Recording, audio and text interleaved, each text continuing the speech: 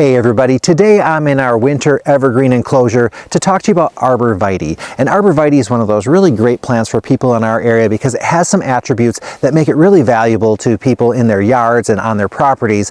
You may know it more for its common name of cedar. The Arborvitae that nurseries carry tend to be the hybridized or improved versions of our native cedar. And some of the attributes that I like best about it is that number one, it is a fast grower. So as long as it's getting enough water, it tends to just kind of shoot up. It's a speedy grower, and so it can fill in space really quickly, and it makes a great hedging plant. So if you're looking at kind of putting out, a privacy screen, we call them friendly fences, kind of a nice way to put it, that when you don't want to be looking at your neighbors all the time and you don't want them looking at you, you can put these in and you're going to see results relatively quickly, whereas some of the other hedging takes a really long time. Arborvitae, as long as it's getting a good amount of water, it's going to grow fast, fill in fast, do what it's supposed to do. It also doesn't need a lot of care, so you don't usually have to do a lot of trimming with your Arborvitae. You're not trying to do much with it. It just kind of does what it's supposed to do, and so that's really nice about it. And it is really a true evergreen. It keeps its color really throughout the whole season. So sometimes like you'll see some varieties, the color changes a little bit, but it still keeps that really full, dense coverage, and it still has that winter color that we like, so you don't lose out in the winter time, and you don't lose your privacy as well if you're using the privacy screen. So I'm going to show you a couple of the different varieties that we carry and give you some of the attributes of those, because I think it is a really great plant for you. Now there are a couple of downfalls with Arborvitae, number one being the deer do like it, so they tend to nibble on most of the varieties.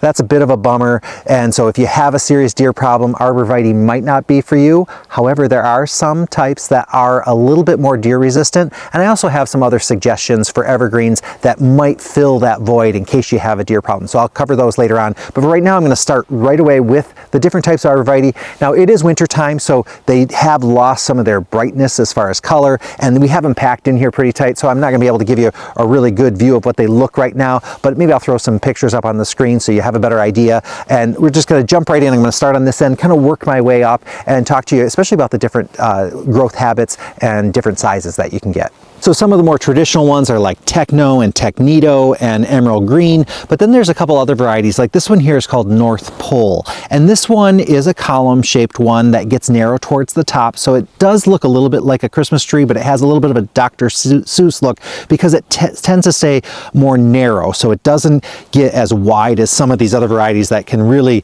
encroach on the neighbor's yard. This one doesn't do that so much. It stays more in kind of a tighter size, so we like that one. It gets a good size, but like this isn't indicative of what size it gets, because it does get a lot bigger than this. And then like over here you can see some of the varieties are going to have more of these beautiful yellow or golden colors. Now it is winter time, so the color has kind of gotten a little darker on these. Normally in the spring and in the summer they're really a bright yellow, but this one is called Lemon Burst, and absolutely stunning as far as the color goes. It's one of my favorites for that reason, but you do have to watch because this one tends to be a little bit more kind of, maybe I'm going to say like a ball shape a little bit, because it gets like 4 to 6 feet tall and 3 to 4 feet wide, so kind of more ball shaped versus the column shaped. And then as we look through, you can see there's a couple other golden varieties, but I want to come over here. Sorry, we're going to just jump over here and take a look at this one. This one is called Philippe's Magic Moment, and I just love the leaves on that one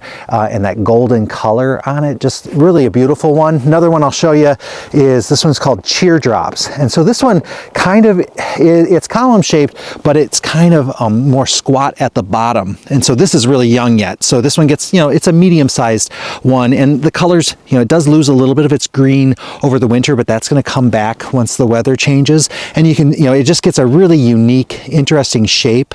There's another one that's called Sting. That one's super tall and narrow. That's new this year. We're trying to get some of that in, and that one would be a great specimen one. It's not great for hedging, but it's really going to be one that you could kind of tuck into an area, and it's just going to stand out because it's really unique as far as that goes. Like down here, you're not going to see them. These are super tiny right now, but that's Anna's Magic Ball. That's one of the smaller varieties that keeps a nice kind of ball shape. So Anna's Magic Ball is one. There's another one called Tater Tot and another one called Planet Earth, and those are kind of nice ones for keeping kind of more compact in the yard. Now, if I want to look, there's a couple of other varieties. Oh, I think over here These here are WholeStrps, and WholeStrps tend to stay a little smaller than the other varieties. I'm trying to remember the sizing. Yeah, they only get to like 4 to 5 feet tall and 1.5 to 2 feet wide. So this is a really nice one. And I guess you can even see on the picture, it stays nice and narrow and tall. So kind of in that same vein as the North Pole. So a really reliable one as far as that goes. It even stays smaller than the North Pole. The varieties I showed you so far are more native to the eastern portion of the United States, but there are some types of Arborvitae that are more native to the western side of the United States, and those are the ones that tend to be significantly more deer resistant. So if you have a deer problem, these are the ones that you might want to think about a little bit more seriously. So one of those is called Fluffy, and Fluffy is interesting because it does have a little bit different leaf kind of build up than some of the other more eastern types. So it's more of a fringy type of look to it, and this one, I think that one has a little bit more of a gold, and it's a nice medium-sized shrub. That's really nice. And then, but if you're looking for big, there's one called Spring Grove. That's another one we carry. That's a really nice one, and you know, it has those characteristics of not being appealing to the deer. Another one, I think the Green Giants are another one that are western, and the deer tend to not like them. Now, they are not like completely safe from the deer, but they are way less likely to have deer damage than all the other varieties. Now, that said, there are some other types of plants that are very similar to Arborvitae that you might really want to consider. So let me show you some of those. So these are the leaves of the Teardrops Arborvitae, and then I'm going to drop down over here, and right here, this is the leaf of a false cypress called Soft Serve. You can hardly tell the difference. Now this is going to have maybe a finer leaf, a little more feathery looking, but absolutely one that, you know, people would not even know that this isn't an Arborvitae. Grows kind of similarly. It's a nice medium-sized one, and Soft Serve comes in kind of its traditional green, and then also there's a Soft Serve gold. So this is a really good alternative. Some other plants to look at are going to be like, let me go over there.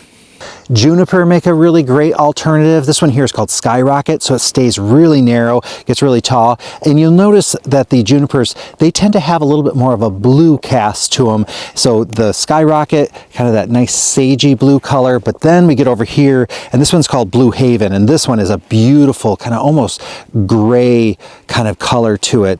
Absolutely stunning. Here's the Fairview. You can see you get berries on a lot of your juniper as well, and the Fairview is a really nice one as well. I like the kind of texture on that.